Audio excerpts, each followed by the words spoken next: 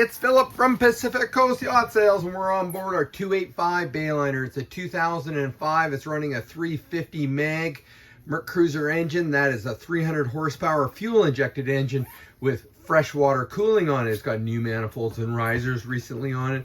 It has one of the cleanest engine spaces I've seen on a boat in a while.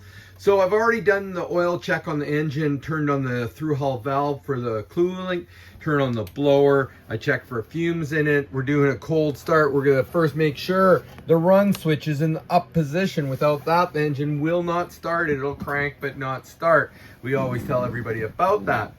PacificCoastYachtSales.com, 604-708-1980. We've been in business for 30 years selling boats in the Pacific Northwest. We've been a leader in it. We run a full service shop out of Shelter Island Marina, and we run a full service brokerage as well.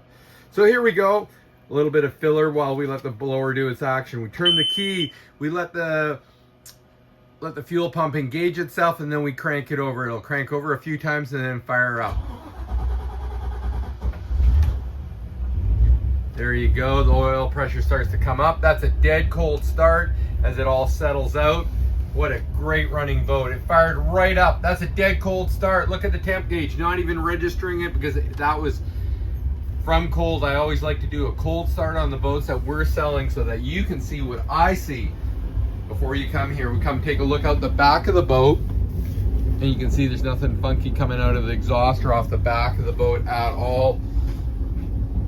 Nothing there whatsoever. It's nice and clean. This engine runs so smoothly. It's what you want to see when you're buying a used boat.